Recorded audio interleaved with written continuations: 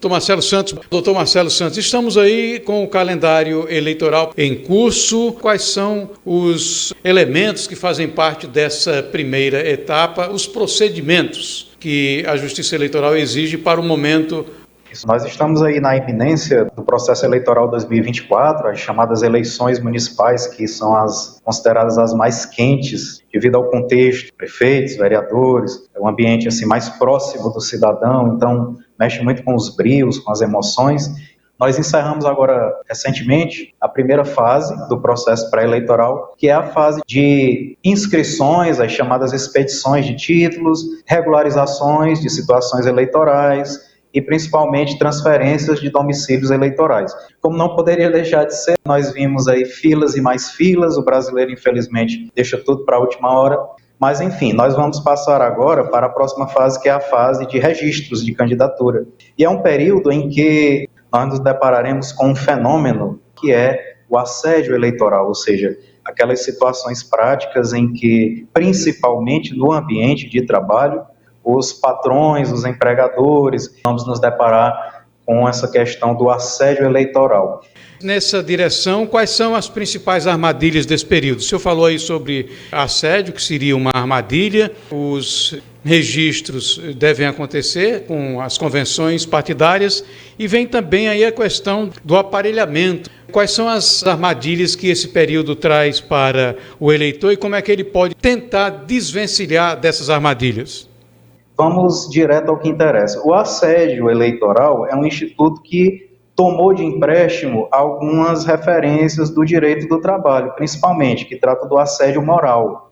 A Constituição Federal, nos seus artigos 1º, 5º e 6º, ela traz algumas garantias, Arivan, como todo mundo sabe, em relação a alguns bens jurídicos relevantes, como a imagem, a dignidade da pessoa humana, artigo 1º, inciso 3º, logo abaixo, artigo 5º e artigo 6º, os valores sociais do trabalho, no artigo 6º, no artigo 5º, a questão da imagem, da honra das pessoas. Então, o assédio eleitoral que se dá principalmente nesses ambientes em que há uma relação de dependência, principalmente no âmbito profissional, laboral, não só na via vertical, de patrão para empregado, mas também na via horizontal, né? Onde não há exatamente uma hierarquia, mas há uma interação. Então, ela pode se dar de várias formas. Um exemplo clássico disso, essas chamadas reuniões, também vou colocar entre aspas, muito comum atualmente a gente ouvir falar, o pré-candidato fulano de tal está realizando reuniões, encontros, em comunidades, em empresas. Vimos isso, por exemplo, de forma bastante emblemática. Mês passado, salvo engano, os donos da JBS, aqueles conhecidos, né, os irmãos JBS, que estiveram implicados aí no processo do mensalão, convocaram, estamos sendo generosos, obrigaram seus funcionários a se reunirem durante o expediente de trabalho para ouvir um pronunciamento do Lula. Ah, mas o Lula não é pré-candidato.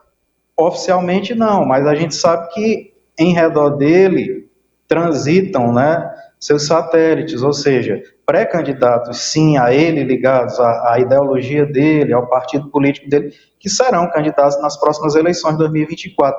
Então, aquilo configura, sim, um procedimento ilícito de assédio eleitoral. E, para nossa alegria, o evento foi um fracasso e mesmo estando obrigados a comparecer para ouvir, né, aquelas coisas todas, a maioria dos funcionários, dos empregados, como os vídeos mostraram, as imagens, começaram, inclusive, a se retirar do recinto. Então, é um exemplo claro disso, né, de abordagem ilícita com finalidade política eleitoreira. Nós poderíamos citar vários outros, mas, enfim, todas aquelas condutas que, de alguma forma, firam, tolham a liberdade de escolha do eleitor, a liberdade de consciência, que constranjam, que coloquem o cidadão, o eleitor, o empregado em situação desconfortável, configuram, sim, né, a conduta típica de captação ilícita de voto, de assédio eleitoral. Todas essas situações, elas de fato estão sob a mira do Ministério Público Eleitoral, do Ministério Público do Trabalho. Esses órgãos, essas instituições estão tendo muito trabalho desde já. E nós, profissionais do direito, operadores também, profissionalmente, somos também convocados a participar desse processo pré-eleitoral, fazendo, né, esse devido acompanhamento, fazendo esses enquadramentos, promovendo as demandas e medidas relacionadas a isso, Arivan. Então, de fato, está começando e já começou quente. Nessa primeira etapa já foi por si só bastante chamativa. Imagine o que virá daqui para frente. Em relação às medidas, bom, nós temos realmente uma gama de ferramentas, nós temos instituições que têm competência e legitimação concorrente, o Ministério Público à frente, né, capitaneando, encabeçando esse movimento. Então, cabe ao cidadão atuar também no sentido de auxiliar essas instituições, fazendo seus registros, apresentar situações, registros visuais, áudios, enfim, imagens, fotografias e todo e qualquer instrumento, material concreto, material audiovisual que possa realmente ilustrar isso, para justamente que o Ministério Público e suas vertentes possam colher essas informações, fazer as devidas apurações e os devidos encaminhamentos à Justiça Eleitoral para que promova as responsabilizações. É um momento muito relevante para todos nós brasileiros. Nós vamos escolher agora em 2024 os chefes dos poderes executivos municipais, os respectivos membros das câmaras de vereadores. Então, de fato, é um contexto que chama muita atenção, justamente por conta dessa efervescência, né, de ânimos e tal.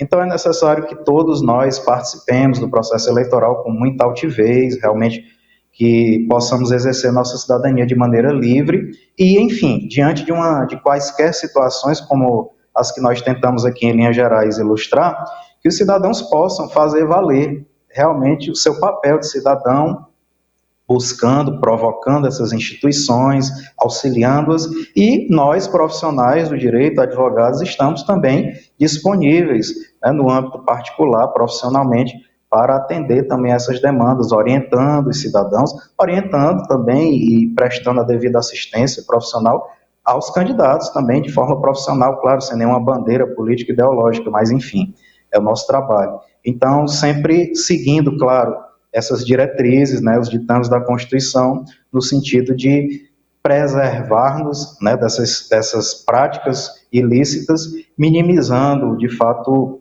os efeitos nocivos, né, do que eu costumo chamar de politicagem. A política é uma ciência, e é uma ciência bastante nobre, aquela que a gente estuda na universidade. Mas no Brasil não se faz política, de um modo geral, se faz politicagem partidária. Então, é a essa politicagem partidária e suas nuances que o ordenamento jurídico direciona, né, todas as suas atenções.